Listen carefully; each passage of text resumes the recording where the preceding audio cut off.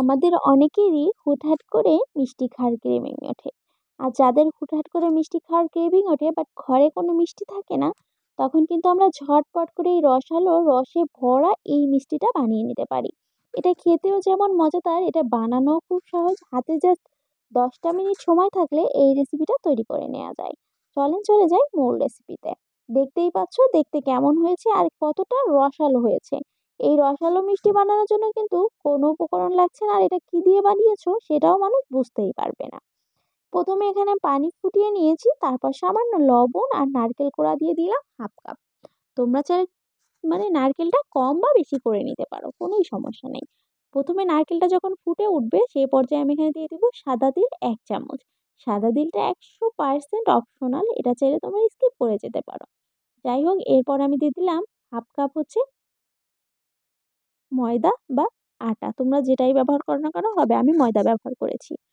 এটাকে এবার খুব ভালো করে একেবারে পানিটা শুকিয়ে নিচ্ছি। এটা কিন্তু একটা সফট ডো হবে, এজন্য আমি একটু পানিটা বেশি দিয়েছি যাতে মথার পরে এটা একটা সফট ডো তৈরি হয়। কেননা পিঠাটা বানানোর সময় যেন আশেপাশে কোথাও ফাটল না থাকে, যা ভেঙে না যায়।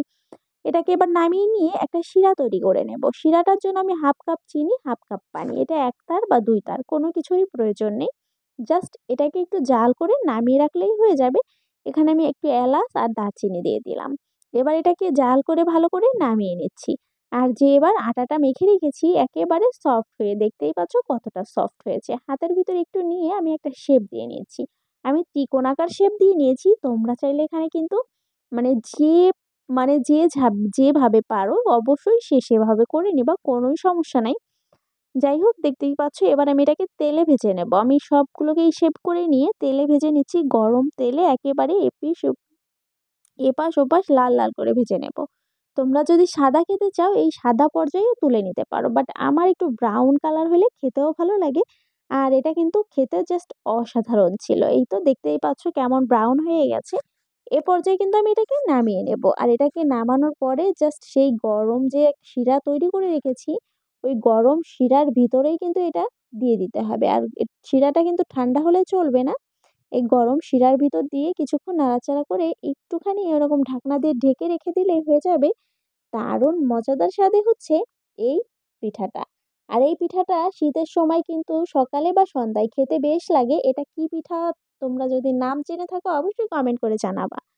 আর দেখতেই পাচ্ছ কতটা রসালো হয়েছে। আমি এখানে জাস্ট 8 মিনিটের মতো ভিজিয়ে রেখেছিলাম, আর দেখো কতটা রসে টইটুম্বুর হয়ে গেছে।